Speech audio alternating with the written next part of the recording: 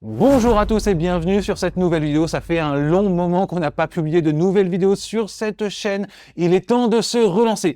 Je m'appelle Rodolphe Chouteau, je suis pasteur de l'église baptiste de Saint-Étienne et je suis un grand passionné de la prédication, de la bonne nouvelle de Jésus-Christ. Et il se trouve bien, que je suis assez actif sur Internet, sur d'autres chaînes, et notamment une chaîne séculière qui parle de l'actualité du cloud gaming et de la technologie. Et sur cette autre chaîne, régulièrement en live, on se retrouve pour analyser ensemble un certain nombre de documentaires ou de reportages et de faire un react dessus, de mettre pause et puis de donner un peu son ressenti, sa compréhension de la thématique qui est abordée. Et j'avais vraiment envie de faire la même chose, mais sur des sujets qui sont aussi très édifiants. Et c'est pour cela que maintenant, de manière assez régulière, je l'espère, que ce soit en contenu froid comme on le fait aujourd'hui, c'est-à-dire en préenregistré ou alors en live, parce que c'est vraiment là-dessus que je veux qu'on puisse passer du temps, qu'on puisse analyser et se laisser interpeller par un certain nombre de prédications que l'on pourra regarder et découvrir ensemble. La particularité ici, c'est qu'on ne sera pas dans une critique qui cherchera à voir ce qu'il y a de mauvais, mais plutôt à retirer ce qui est de bon, ce qui nous encourage et ce qui va nous faire avancer dans la foi et dans la compréhension justement de cette bonne nouvelle de Jésus-Christ. Donc c'est pour cela que assez régulièrement, on va pouvoir regarder des prédications ensemble. Et oui, c'est moi qui vais les choisir, donc ça sera assez orienté et ça sera en général des prédicateurs dont j'apprécie le travail et pour lequel je reconnais d'une manière générale que ce qu'ils enseignent est cohérent avec la révélation que l'on a dans la parole de Dieu, dans la Bible. Alors, je préfère vous prévenir, vous allez être frustrés. Oui, vous allez être frustrés parce que je ne vais pas arrêter de mettre pause et puis de commenter ce que l'on va entendre, que ça soit pour vous donner des anecdotes personnelles par rapport à ce texte si je l'ai déjà enseigné, ou alors même peut-être dans d'autres situations aussi, quel retentissement ou comment est-ce que ça vient résonner en moi-même ce que j'entends. Et le but après, c'est qu'on le fasse en live et donc que vous aussi, vous puissiez donner vos ressentis au fur et à mesure de ce que l'on entend, de ce qui est enseigné par les différents prédicateurs que l'on va entendre. C'est pour ça, par rapport à votre frustration, qu'en description, vous retrouverez le lien direct pour pouvoir écouter les prédications qu'on va suivre ensemble du début jusqu'à la fin sans vous arrêter pour que vous puissiez vraiment bénéficier de l'enseignement qui sera partagé par les différentes personnes que l'on va écouter des semaines après d'autres semaines. Enfin, les semaines les unes après les autres. C'est plutôt comme ça qu'on va pouvoir le dire.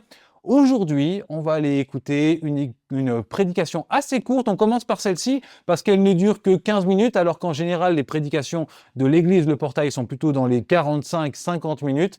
Donc, on va écouter Gaëtan Brassard et aujourd'hui, le thème de sa prédication, c'est le christianisme de Jésus en 15 minutes. Je propose qu'on puisse aller écouter ça. Et le but pour les prochaines fois, c'est qu'on le fasse en live. Donc, pour qu'il y ait du monde, je vous encourage à vous abonner, à appuyer sur la petite cloche pour ne pas louper l'information lorsqu'on fera cela en live parce que ça sera beaucoup plus intéressant qu'à froid comme je vais le faire ici.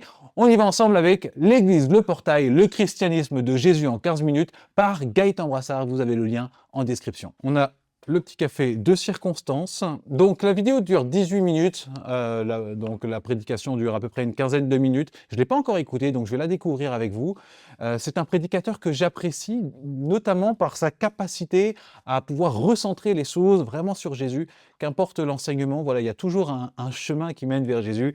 Il y a un prédicateur qui était très connu, qu'on appelait souvent le prince des prédicateurs, qui disait justement qu'il n'a jamais trouvé un texte de la parole de Dieu qui ne tisse, ou en tout cas qui ne trace un chemin vers Jésus-Christ. Et là, on va voir un peu ce qu'il en est. Allez, c'est parti.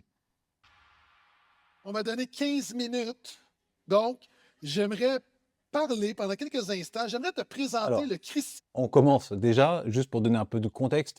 Donc, c'est une église qui se trouve au Québec, à Laval, d'où aussi l'accent du coup québécois que vous allez entendre. D'une manière générale, on n'a pas de difficulté de compréhension. Il y a juste parfois quelques expressions qui sont vraiment différentes de celles qu'on utilise en francophonie française, justement. Et du coup, voilà, là, ça sera aussi l'occasion d'entendre des frères qui parlent de l'évangile dans un contexte aussi un peu différent de celui que moi je connais en France. De Jésus en 15 minutes. Prie pour moi. Le christianisme de Jésus, pas le christianisme des sondages au Québec, pas le christianisme des politiciens, pas le christianisme des preachers américains, pas le christianisme du Vatican, pas le christianisme peut-être même de tes parents, de tes grands-parents. le christianisme selon Jésus. C'est tellement important Maintenant, de si faire la tu dis ce différence. matin, possiblement que tu as des idées préconçues, et si on te pose la question, c'est quoi le christianisme? Plusieurs d'entre vous, tu peux répondre. En fait, le christianisme, c'est une religion basée sur les enseignements moraux de Jésus. Hmm. Mais non, c'est pas ça le christianisme. Le christianisme, c'est pas la moralité de Jésus. Le christianisme, c'est la bonne nouvelle de Jésus. Le Christ... Ok, je mets une pause. Moi, la première chose, enfin la première manière dont là j'entends ça déjà, c'est que ça me rappelle un peu ce que l'on vit. Je ne sais pas si vous, c'est le cas dans votre contexte local, mais dans les églises, bien souvent, hein, le christianisme comme l'enseignement des préceptes moraux que l'on retrouve dans la Bible, c'est quand même souvent le christianisme que l'on présente dans les écoles du dimanche, hein. Dans les écoles du dimanche, souvent on présente un certain nombre de faits bibliques, que ce soit dans l'Ancien Testament ou dans le Nouveau Testament, sous l'angle moral. Fais ceci ou ne fais pas ceci, fais ceci parce que ça plaît à Dieu, ne fais pas ceci parce que ça ne plaît pas à Dieu, et que finalement, l'enseignement qu'on donne aux enfants est parfois, en tout cas, parce que je ne veux pas mettre tout le monde dans le même sac, mais assez loin de la bonne nouvelle de Jésus-Christ en elle-même qu'on va probablement entendre dans la suite. Dites-moi ce que vous en pensez. christianisme ne commence pas avec ce que tu peux faire pour Jésus, mais Ok, je reviens comment un tout petit peu. pour Jésus. Le christianisme ne commence pas avec ce que tu peux faire pour Jésus, mais commence avec ce que Jésus a fait pour nous. Est-ce que je peux entendre amen? Amen. Donc, ouais, vous pouvez applaudir comme il faut, tant qu'à faire, applaudir l'œuvre de Jésus. Ce matin, très, très simple, je vais prendre 5 versets dans l'épître de Paul aux Romains. L'épître de l'apôtre Paul aux Romains, qui est considéré comme un des ouvrages fondamentaux de notre civilisation. 5 Si vous ne l'avez petits pas encore lu, je versets. vous encourage à la Puis, lire un l'Épître peu aux Romains. ma méthode ce matin, si on peut parler ici, ma manière de faire, c'est biblique. C'est-à-dire, il y a des gens ici, si tes enfants te demandent c'est quoi l'Évangile, tu peux faire la même chose. Quand si tes amis te demandent c'est quoi être un chrétien, as-tu une Bible, tu peux faire la même chose. Si tu vas à la messe, il y a un gros livre, il y a une Bible, tu vas trouver exactement ce que je te dis dans ce livre-là. Ton voisin musulman, le témoin de Jéhovah qui frappe à la porte le samedi matin, tu dis donne-moi ta Bible, il va être surpris. Et tu peux passer au travers et lui présenter ce que Jésus a fait. Parce que souvent, les plus religieux sont ceux qui connaissent moins ce que Jésus a fait. Ok. Ça va être dans cette série de vidéos qu'on va faire ici, quelque chose de très central, où moi je peux vraiment vous encourager dans ce sens-là. C'est dans le sens dans lequel on encourage l'Église aussi, de ne pas considérer ce que vous allez entendre ici simplement comme parole d'évangile parce que vous l'avez entendu ici, mais de véritablement prendre le temps, à un moment ou un autre, vous aussi, de pouvoir ouvrir votre Bible et de vérifier si ce que moi je dis ou ce que l'on va entendre aussi dans les différents messages est conforme justement à ce que l'on retrouve dans la Bible, parce que c'est ça qui doit faire autorité lorsqu'on écoute un message. C'est pas simplement de faire confiance au prédicateur qui va parler, ça c'est bien si les gens ont pu faire leurs preuves, mais même quelqu'un en qui on a confiance, eh bien, n'est pas exempt à un moment ou un autre de chuter et de faire une erreur. Et donc, on a aussi notre propre responsabilité, chacun en tant qu'auditeur, qu'importe le prédicateur qui prêche, hein, que ce soit un grand prédicateur reconnu par tous ou que ce soit un novice dans la prédication, qu'importe le niveau de la prédication du prédicateur en face, on doit avoir le temps, à un moment ou un autre, de se dire, tiens, ce que j'entends, par exemple, c'est la première fois que j'entends, est-ce que c'est conforme à la parole de Dieu? Ou alors, tiens, ce que j'entends, c'est ce que j'ai toujours entendu, il est temps que je vérifie par moi-même si c'est conforme justement à ce qu'on retrouve dans le texte biblique, oui ou non. Et là, en fait, c'est dans cette direction qui nous dirige ici de pouvoir contempler que ce qu'il va dire est présent, oui ou non, dans la parole de Dieu. Et si c'est présent, ça vous permettra, vous aussi, de pouvoir le retranscrire à d'autres plus facilement. Donc, c'est très biblique. En même temps, c'est systématique. Dernièrement, j'étais dans le centre-ville de Montréal et j'habite en fait, je voulais revenir à Laval. J'ai rentré dans mon GPS de Montréal à Laval. Mon GPS me fait passer par Longueuil. Permets-moi d'être systématique, d'aller droit au but. Donc, c'est une méthode que je pourrais qualifier de biblique, de systématique et en même temps d'évangélique. Ça veut dire quoi, évangélique? Ça vient du mot grec évangile, qui veut dire bonne nouvelle. Vous savez, les religions, écoute-moi bien, font du prosélytisme. Tu sais, c'est quoi le prosélytisme? C'est le recrutement des individus. Le christianisme n'est pas le prosélytisme. Le but du christianisme n'est pas le prosélytisme, c'est l'évangélisation. Ça veut dire quoi? Évangélisation, deux choses. Évangile, bonne nouvelle. Isation en français, c'est quoi? C'est un processus. Ce que les chrétiens cherchent, ce n'est pas le recrutement des individus, c'est le changement de l'individu. C'est pour ça que Jésus est venu. Donc, on veut... Oui. Excusez-moi, j'étais parti. Donc, rapidement, donc, le christianisme de Jésus en 15 minutes. On est dans l'épître de Paul aux Romains.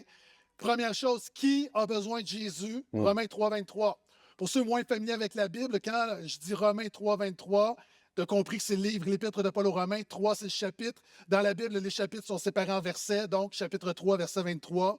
Qui a besoin de Jésus? Voici ce que dit la parole de Dieu. Car il n'y a pas de distinction. Tous ont péché et sont privés de la gloire de Dieu. Il n'y a pas de distinction.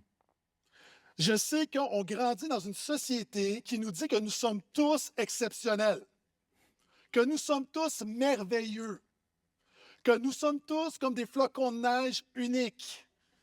Dis à quelqu'un à côté de toi, t'es bien ordinaire.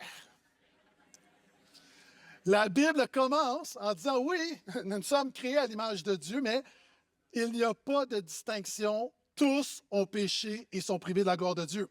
Et ce matin, possiblement qu'il y a des gens qui sont devant moi qui se disent « Non, mais je ne suis pas si pire que ça, je suis une bonne personne. » Moi, c'était tellement mon cas avant de, avant de comprendre le message de l'Évangile, j'étais vraiment dans cette situation où, bon, déjà, je croyais que Jésus n'existait pas, donc c'était déjà un premier point, mais surtout, vraiment, j'avais cette compréhension de moi-même.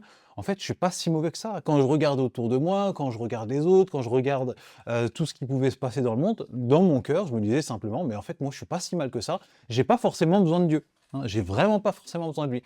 Et puis un jour, enfin ça s'est plutôt passé sur un long week-end, sans que je sache précisément à quel moment, hein, mais j'ai eu l'occasion là d'entendre vraiment l'Évangile et en fait je me suis rendu compte à ce moment-là que j'étais vraiment beaucoup moins bon que ce que j'imaginais et qu'au fond de moi, en fait, même si dans mes actes extérieurs, je faisais pas le grand mal en quelque sorte, mais mon cœur, lui, il était complètement corrompu et qu'en réalité, au fond de moi, à l'intérieur, dans mes pensées, dans mes ambitions ou dans ces choses-là, non, bah, j'étais vraiment loin de ce que la Bible aurait pu appeler ou présenter comme une bonne personne. Je sais pas vous ce qu'il en est, mais en tout cas, moi, je me suis vraiment reconnu là-dedans dans le fait que avant, je me considérais vraiment comme une bonne personne.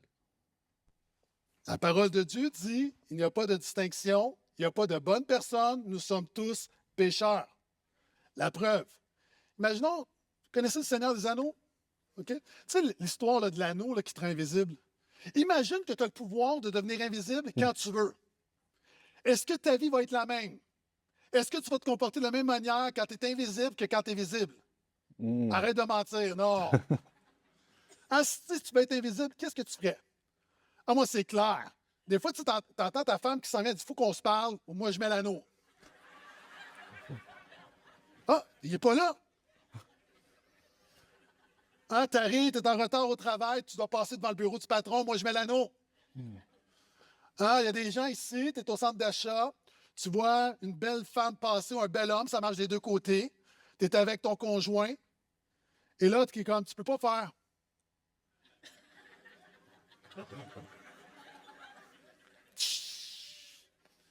Il y a des gens, tu mettrais l'anneau. Mm.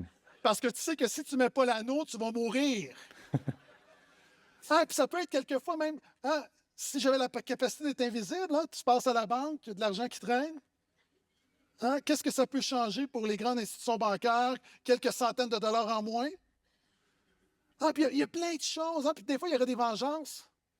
Ah, il y a des gens, là, comme tu as un ennemi, tu as un voisin fatigant, là. Probablement que tu peux être invisible, tu lui ferais des petites jambettes. Puis lui, il pense qu'il s'en fâche dans les fleurs du tapis. Hein, ou ta Toi, tu ferais cousine quoi là, alors qui se si tu as prend un pour une anneau de autre tonton avec ses invisible? beaux cheveux. Puis là, elle arrive dans un rendez-vous important, puis toi, tu arrives, tu es invisible, mais tu mélanges tous ses cheveux. Tu as compris le principe. Voici le principe. Personne n'est totalement transparent devant les autres. 100% des gens ont des choses à cacher. Nous disons tous des choses, nous faisons tous des choses, nous pensons tous des choses qui nous font honte. La Bible appelle ça le péché. Personne serait exactement le même dans la lumière que dans les ténèbres. Pourquoi? Il n'y a pas de distinction. Tous ont péché, sont privés de la gloire de Dieu. Qui a besoin de Jésus? Tout le monde. Non. Pourquoi? Romains 6, 23. Car le salaire du péché, c'est la mort, mais le don gratuit de Dieu, c'est la vie éternelle en Christ Jésus, notre Seigneur. OK. Jésus a enseigné, il est venu parce qu'à un moment donné, il va y avoir un jugement dernier. Et je sais qu'on n'aime pas l'entendre, mais tu as besoin de comprendre la mauvaise nouvelle pour comprendre la bonne nouvelle. Quand on regarde à l'univers, l'univers révèle qu'il y a un créateur. La création révèle qu'il y a un créateur. Qui ici, si tu trouves un iPhone dans la forêt, tu vas dire que l'iPhone a été créé par hasard. La créature, la création révèle le créateur. Notre monde révèle qu'il y a un créateur. Maintenant, des gens vont dire oui, mais je pense que c'est une force impersonnelle. Puis lorsqu'on va mourir, on va tous se jeter dans cette force cosmique d'amour. C'est cute, mais non. Parce que comment une force impersonnelle peut créer des êtres humains personnels? Le vent ne peut pas créer un chat. Donc, non seulement la création révèle le Créateur, l'humanité révèle que Dieu est un Dieu personnel. La personnalité implique la rationalité qui implique la moralité. Reste avec moi. Donc, un jour, on va tous se présenter devant Dieu. Puis il y a des gens ici, tu penses que toi, tu vas être plus brillant que Dieu, puis tu vas être capable de le déjouer. Parce que tu es un bon débatteur. La Bible dit qu'un jour, chaque être humain va se présenter devant Dieu. Et le problème, c'est qu'on est tous coupables, on est tous pécheurs et on sera tous condamnés à la mort. Tu as besoin d'une solution. Et c'est pour ça que tu as besoin de Jésus. Puis là, il y a des gens qui vont dire, ouais, mais attends une minute. Moi, je n'ai pas été élevé dans la religion. Ce livre-là, je ne l'ai jamais lu. Je ne vois pas pourquoi Dieu me jugerait sur la base de ce livre-là. Il n'y a même pas besoin de le faire. Tu es capable de te mettre dans le trouble tout seul.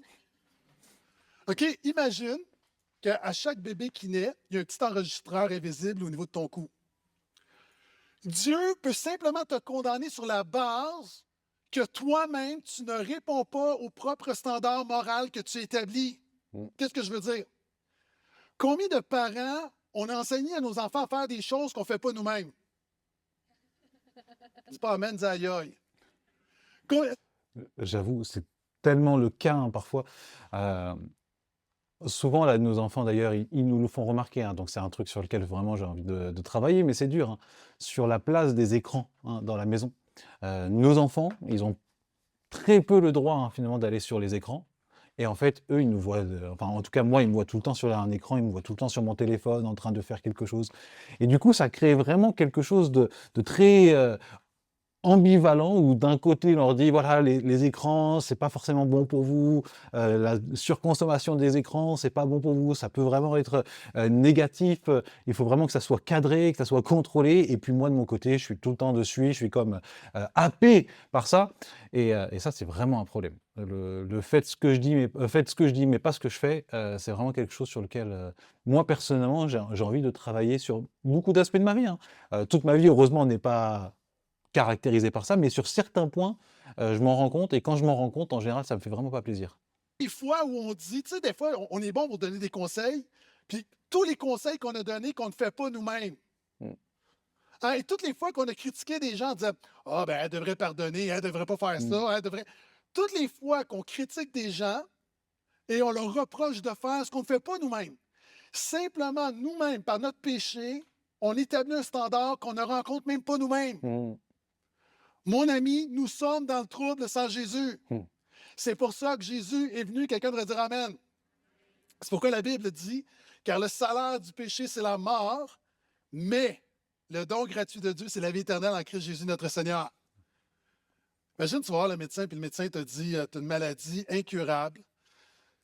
Dans à peu près une semaine, tu vas mourir dans d'atroces souffrances.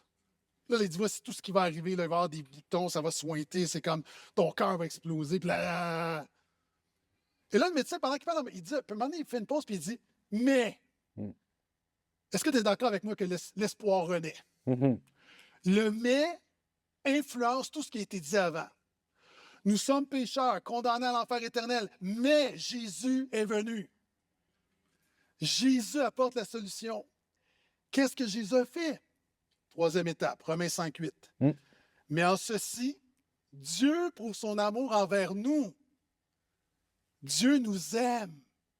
Lorsque nous étions encore pécheurs, Christ est mort pour nous. J'ai une anecdote un peu courte pour ce verset. Il y a quelque temps, il y a quelqu'un de notre église qui a eu à cœur de faire, comment dire, de rencontrer les membres de l'assemblée, de passer un temps avec eux, qu'on lui expose, qu'on lui partage quel est le verset biblique que l'on préfère, voilà, qui nous parle le plus. Et ensuite, on priait ensemble. Et après, parce que lui, il a un don pour la photographie, il nous prenait en photo une belle photo qu'on a ensuite pu encadrer dans l'église, donc de plein de membres de l'église. Et donc, à l'issue de cette rencontre, voilà, il y a cette photo qui est faite, et juste en dessous de la photo, il y a le verset en question qui est partagé. Et moi, il se trouve que c'est justement ce verset-là que j'ai utilisé, parce que vraiment, c'est un des versets qui me parle le plus. Mais Dieu prouve son amour envers nous, alors que nous étions encore des pécheurs, il est mort pour nous. Et je trouve que, bon, on va écouter là ce que Gaëtan Brassard a à en dire, mais de mon côté, c'est un des passages qui m'encourage le plus de voir justement, alors que nous étions encore dans cette notion, Dieu n'a pas attendu que l'on change pour que lui fasse ce qui est nécessaire pour que justement on puisse le redécouvrir, qu'on puisse rentrer en relation avec lui, qu'on puisse être pardonné. Voilà, il y a quelque chose de l'ordre de c'est Dieu qui fait le premier pas, c'est Dieu qui fait ce qui est essentiel, et ensuite, nous, voilà, il y a cette réponse que l'on apporte, mais finalement, l'acte de Dieu est prioritaire sur nous, notre propre acte après.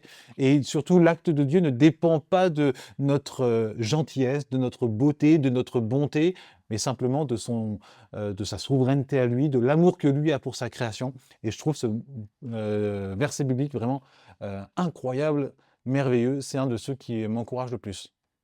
Encore pécheurs, Christ est mort pour nous.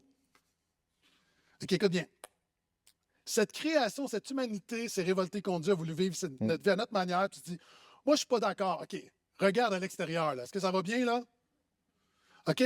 Cette humanité s'est révoltée contre Dieu. On vit le péché, on vit la mort, on vit la souffrance. C'est pas comme ça que ça devait se passer. Et Dieu, dans sa grande compassion, dans son amour, dans sa miséricorde, a décidé de ne pas nous laisser à nous-mêmes. Il a envoyé son Fils Jésus comme notre sauveur. Il est né d'une vierge. Là, il dit, l'affaire de la Vierge Marie, là. Pourquoi Jésus est né d'une vierge? Parce que Dieu devait bypasser notre nature pécheresse. Que tout le monde comprend l'hébreu, bypasser. Devait contourner. Jésus est la seule bonne personne qui a marché sur cette terre.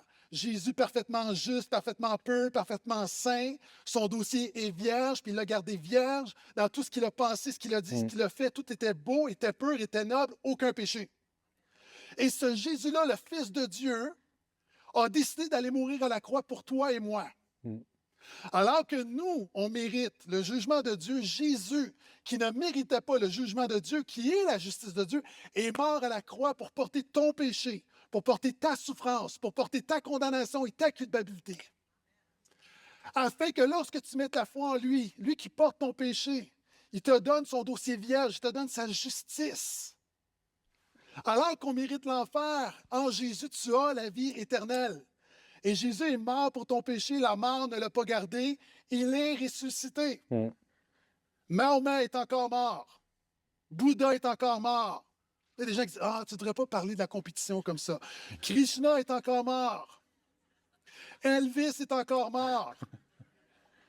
Tu dis, non, il est sur une île déserte, sois béni. Jésus est ressuscité parce qu'il est le Fils de Dieu. Il est le chemin, la vérité et la vie. Je ne sais pas si vous êtes en accord avec ça, mais moi je suis totalement en accord. Et ça a tellement changé ma perspective de la vie à partir du moment où en fait j'ai compris là, cette substitution qui a eu lieu justement à la croix entre l'humanité, donc les hommes et les femmes tels que moi, tels que vous aussi, qui êtes pécheurs, qui êtes marqués voilà, par le fait de ne pas faire ce qui est bon aux yeux de Dieu, de ce qui est bon, ou de faire ce qui est mal et de ne pas faire ce qui est bon aux yeux de Dieu. Et de comprendre en fait finalement que Jésus, lui, quand il vient sur terre et qu'il ne commet aucun péché du début jusqu'à la fin, alors que la Bible nous montre que lui aussi il a été tenté comme nous, pour ceux qui connaissent, il y a même ce passage assez particulier où on voit que Jésus est emmené dans le désert, et dans le désert il est tenté par le diable directement, donc c'est-à-dire une source de tentation vraiment au maximum de ce que l'on peut expérimenter sur cette vie. et que lui n'a jamais succombé, qu'il a toujours tourné les regards vers son père, qu'il a toujours marché d'une manière qui était digne. Et pourtant, c'était pas pour autant un bisounours en quelque sorte, parce que quand on parle de l'amour, de la beauté de Christ, on parle aussi du fait qu'il n'a pas hésité à s'en prendre à ceux qui se présentaient comme des religieux, en leur disant « mais vous êtes une race de vipères, vous êtes en train de perdre le peuple en leur mettant un poids sur leurs épaules, en leur disant il faut faire ceci, il faut faire cela, sinon vous n'allez pas plaire à Dieu, etc. » Et du coup, il n'a pas hésité aussi à avoir des paroles qui étaient extrêmement dures, extrêmement fortes, mais toujours extrêmement justes. C'est ça, en fait, la particularité qu'on retrouve en Jésus, c'est qu'il est parfait, sans commettre de péché, et en même temps qu'il sort du standard que nous, on pourrait se faire de l'homme de bien, qui est celui qui est finalement tout doux tout le temps. Oui, il est doux quand il doit être doux avec ceux qui sont humbles de cœur, et en même temps avec ceux qui étaient orgueilleux, il n'hésitait pas à être ferme pour pouvoir dire ce qui est réellement la vérité. Et quand j'ai compris, quand j'ai compris plutôt, quand Dieu m'a permis de comprendre à un moment ou un autre, en écoutant différentes prédications, en le regardant dans la parole de Dieu, que lui qui est totalement parfait accepte de mourir sur une croix et de prendre ma condition, de prendre mon péché, de prendre ce que j'étais de mauvais, finalement tout ce qui était de mauvais en moi et qu'il le prenne sur lui, mais que ça ne se limite pas à ça en fait, et qu'il y a comme un transfert vertueux en ma faveur, en la faveur de tous ceux qui placent leur foi en lui, hein, pas seulement en ma faveur moi. C'est-à-dire que son casier vierge, eh bien moi je le récupère, et moi mon casier judiciaire en quelque sorte spirituel qui était loin d'être vierge, lui il le prend sur lui, et que moi je bénéficie du coup de ce que lui a fait de bien, et que lui endure les conséquences de ce que moi j'avais fait de mal. En fait là ça a été tellement libérateur dans ma vie de me rendre compte, ok, là il y a quelque chose qui spirituellement s'est passé, et moi je l'exprime comme ça parce que euh, il y a comme un poids à un moment qui est sorti de mes épaules. Et en fait, je me rendais même pas compte que je portais ce poids-là. Je vous donne un exemple. Je me suis fait opérer il y a peu de temps par rapport à mon surpoids. Enfin, plus pas mon surpoids, mon obésité plutôt. Euh, j'ai vécu pendant énormément d'années en surpoids et puis en obésité pour aller jusqu'en obésité morbide. Et en fait, tu t'habitues tellement à ton surpoids, à ton obésité, que tu ne te rends même plus compte du poids que tu portes sur tes épaules. Et maintenant qu'avec l'opération que j'ai dû faire, parce que j'y arrivais pas par mes propres moyens, avec l'opération que j'ai dû subir pour pouvoir perdre du poids, aujourd'hui avec 30 kilos en moins, je me rends compte en fait de quoi j'ai été déchargé. Mais il y a 1 an et demi, ok, je souffrais, mais je m'en rendais même pas compte en fait. Je me rendais même pas compte des difficultés dans lesquelles j'étais à cause de mon surpoids et de mon obésité. Avec le salut, c'est parfois ce qui se passe. Tu es dans des situations de vie à cause du péché, à cause de la souffrance que tu es en train de vivre ou que toi-même tu es en train de causer, et tu t'en rends même pas compte parce qu'en fait, ça fait partie de ta vie. Ça fait partie de ton quotidien. Tu es en quelque sorte dedans, tu nages dedans. Donc ça fait partie de ce qui est naturel pour toi. Et puis à un moment, lorsque tu rencontres finalement cette possibilité d'être pardonné et d'être déchargé de ton péché par Jésus, bah là, d'un coup, tu te rends compte que tu te décharges d'un poids que tu portais jusqu'à présent, sans même t'en rendre compte. Et maintenant que tu t'en es déchargé, bah pour rien au monde, tu veux le reprendre sur les épaules. Alors, on continue. Donc, qu'est-ce qu'on fait à partir de là? Comment être sauvé par Jésus? Encore une fois, Romains 19. Si tu confesses de ta bouche le Seigneur Jésus, et si tu crois dans ton cœur que Dieu l'a ressuscité d'entre les morts, tu seras sauvé. Wow! OK. Lorsqu'on prend des médicaments, ça implique deux choses. Quand le médecin te prescrit des médicaments, ça implique premièrement quand tu prends ton médicament, ça implique de reconnaître que tu es malade, que tu as un besoin. Il n'y a personne qui prend des médicaments pour le fun. Deuxièmement, ça implique la foi.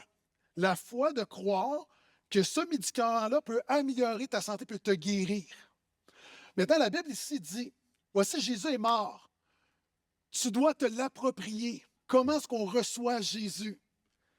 Comme on prend le médicament, par ce que la Bible appelle la repentance et la foi. La repentance, c'est de reconnaître que tu es pécheur, comme des centaines de personnes l'ont fait ici, comme je l'ai fait il y a plusieurs années, de reconnaître que j'étais perdu, que j'étais coupable devant le standard de Dieu, mon propre standard, et que j'avais besoin d'un sauveur. Et deuxièmement, en mettant ta foi en Jésus, en mettant ta confiance en Jésus. Ça veut dire quoi? Ça veut dire que si tu meurs aujourd'hui, Tu sais que ça ne sert à rien de plaider tes œuvres, de plaider ta religion, de plaider ton baptême quand tu étais bébé, de plaider ta confirmation, de plaider les chèques que tu envoies au Téléthon, que la seule chose Hmm. qui te permet de passer le jugement de Dieu, c'est la foi en Jésus qui, lui, a déjà subi le jugement à ta place. Donc, comment être sauvé par Jésus? Le texte le dit. Confesse de ta bouche le Seigneur Jésus et crois dans ton cœur que Hmm. Dieu l'a ressuscité d'entre les morts. Et je termine. Quel est le résultat quand Jésus est ton sauveur? Chapitre 5, le verset 1. Étant donc justifiés par la foi, nous avons la paix avec Dieu par notre Seigneur Jésus-Christ. Étant donc justifiés par la foi, nous avons la paix avec Dieu par notre Seigneur Jésus-Christ. Justifiés par la foi, c'est-à-dire que Dieu te déclare juste, te déclare non coupable, Hmm. non en fonction de tes œuvres. La majorité des Québécois pensent que, OK, je ne sais pas s'il y a un jugement ou s'il y a un Dieu, mais quand je vais être rendu là, je vais plaider que je suis une bonne personne. Ça ne marchera pas. Quand tu vas passer un scan, tu peux arriver en Ferrari, tu peux arriver avec un habit à 8000 $, tu peux arriver avec une Rolex. Lorsque tu passes dans le scan, la seule chose que tu peux avoir, c'est la petite jaquette bleue. L'itinérant qui passe le même scan que toi, lorsqu'il va passer le scan, tu es à la même place que lui. Non seulement tu ne peux rien emmener avec toi, il n'y a personne, maman, papa, ton mari, ton grand-parent, peu importe, personne ne peut venir avec toi, tu dois faire face à la musique seul.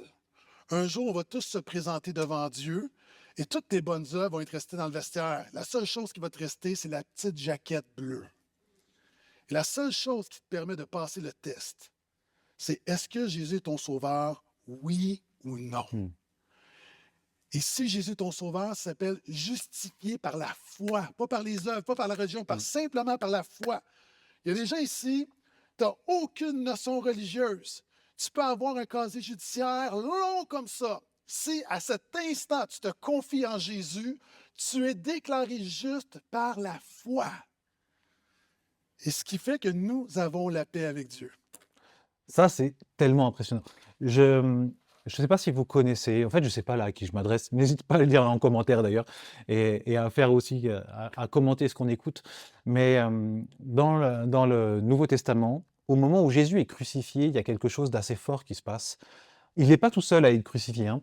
Si tu as déjà lu cela dans les évangiles, tu te rends compte que Jésus est crucifié au centre de deux autres brigands qui sont à côté de lui. Et c'est assez intéressant de se rendre compte que les deux autres brigands qui sont autour de lui, au début, ont la même attitude devant Jésus, et puis il y a un moment ou un autre, il y a l'un des brigands qui change d'attitude face à Jésus. Au début, on se rend compte que les deux, ils se moquent de Jésus, ils se moquent de lui. Eux, en fait, ils sont là pour une bonne raison. Eux, ce sont de réels criminels. Jésus, lui, il n'a rien fait. Et puis finalement, il le raille et il se moque de lui. Et puis, dans un des évangiles, on se rend compte qu'il y a un changement de paradigme pour l'un des brigands, alors qu'il y en a un des brigands qui continue de railler Jésus, qui continue à l'insulter, en fait, finalement, de toutes sortes de choses. Il s'est passé quelque chose d'inexplicable dans le cœur d'un des autres brigands, de l'un des deux. Et cet autre brigand commence à s'en prendre finalement et à reprendre le brigand qui est en train d'insulter Jésus en lui disant « Mais tu n'as donc aucune crainte de Dieu, toi qui subis le même châtiment que lui. » Et ensuite, ce brigand-là ici, qu'on appelle le brigand qui s'est repenti, il s'adresse directement à Jésus et il dit à Jésus souviens-toi de moi quand tu reviendras dans ton règne, quand tu reviendras dans ta gloire en fonction des traductions. » Et là, Jésus il va lui dire quelque chose d'extraordinaire. Il lui dit « Dès à présent, dès aujourd'hui, tu seras avec moi dans le paradis. » Autrement dit, ce brigand, ici, qui est sur cette croix pour une raison qui semble être légitime, parce que lui a un casier judiciaire qui est totalement complet, totalement lourd en fait, totalement rempli à cause des actes qu'il a accomplis, et donc du coup il a été jugé et il est crucifié là pour une bonne raison, lui-même le reconnaît. N'as-tu donc pas honte toi d'être crucifié là, de subir la même sentence que lui, alors que nous on est coupables, alors que nous on le mérite vraiment, lui ne le mérite pas Jésus, mais nous on le mérite. Et donc il reconnaît en fait, ici c'est ce qu'on parlait de la repentance, il reconnaît que lui, il avait raison d'être là. Et en même temps, on voit qu'il reconnaît en Jésus quelqu'un qui est bien plus grand qu'un simple homme, parce qu'il dit « le jour où tu reviendras dans ta gloire ». Donc il sait qu'il va mourir, mais pour lui, ça ne va pas s'arrêter là, et un jour il va revenir. Et là, Jésus, il va dire quelque chose de fort. À l'instant même, il va lui montrer, OK, la proclamation que tu viens de faire ici, c'est la proclamation d'une foi sincère. Et malgré l'étendue et la noirceur de ton casier judiciaire, je te le dis dès à présent, tu seras dans le paradis, donc dans l'éternité avec moi. Donc ça veut dire dans le salut, tu es justifié. D'une certaine manière, il est en train de le dire, ta foi, là, dans cette manière-là, qui s'est manifestée par cette proclamation publique, c'est le salut, c'est une vie éternelle qui était offerte. Et je trouve que c'est incroyable de se rendre compte que même dans ce dernier instant de vie, quelqu'un qui a commis des méfaits, parce qu'il place sa foi en Jésus-Christ, il a cette possibilité d'être sauvé pour l'éternité. Certains, probablement, diront, mais c'est injuste, pourquoi est-ce que lui qui a commis le mal toute sa vie et qui se repent au dernier instant a le droit d'être sauvé par Jésus, alors que d'autres qui ont fait preuve de charité, etc., tout le long de leur vie, mais qui n'ont pas placé leur foi en Jésus-Christ, eh bien, se retrouvent dans une situation beaucoup moins confortable. En fait, il n'y a pas une question là de savoir est-ce que c'est juste ou est-ce que c'est pas juste. On est dans le domaine de la grâce. Ce qui est juste, c'est ce qu'on a lu, ce qu'on a entendu tout à l'heure, c'est que tous sont privés de la gloire de Dieu parce que tous sont pécheurs. Ça, c'est la normalité, c'est qu'aucun ne soit sauvé à cause de nos péchés. Parce qu'on est tous pécheurs. Et que là-dessus, finalement, celui qui a un peu péché ou beaucoup péché, bah, la finalité est la même. On a péché.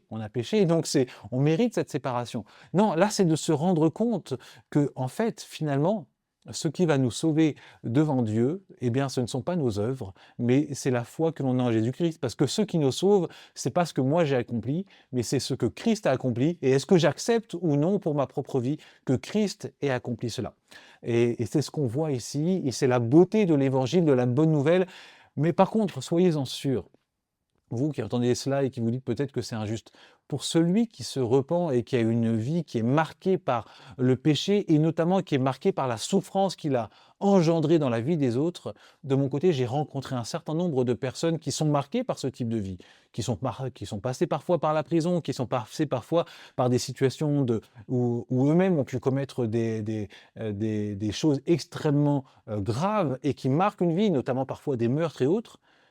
Ils ne vivent pas leur vie d'une manière qui est tranquille. Ils vivent aussi avec la conscience du mal qu'ils ont commis et ce désir aujourd'hui de vivre d'une manière qui est fondamentalement opposée. Et celui qui vient à Jésus-Christ en ayant commis toutes ces choses-là, il vient avec une attitude de repentance qui est extrêmement lourde et pesante dans leur cœur. Après, ils sont libérés par Christ, mais la manière dont ils viennent à Christ dans la repentance est vraiment marquée par une contrition qui est extrêmement profonde que je souhaite à personne. Parce qu'il y a vraiment la conscience à un moment ou un autre du mal qui a été commis et de ce à quoi Christ peut leur permettre d'échapper par la foi. Il n'y a rien de plus précieux que d'avoir la paix avec Dieu. Il n'y a rien de plus précieux que de dormir la nuit et de savoir, peu importe si j'ouvre mes yeux ou pas demain, je suis en paix avec Dieu. Il n'y a rien de plus précieux qu'être en paix avec Dieu lorsque tu atteins un diagnostic, lorsque tu le reçois. De savoir que tu ne sais pas ce que le médecin va te dire, mais tu sais que tu es en paix avec Dieu. Lorsque la tragédie frappe, il n'y a rien de plus fort que d'être en paix avec Dieu. Lorsque tu es sur ton lit de mort et que la mort est inévitable, la denrée la plus précieuse, c'est d'être en paix avec Dieu par Jésus. C'est la grâce que je te souhaite. C'est la bonne nouvelle de Jésus. C'est ça le christianisme. Excellent.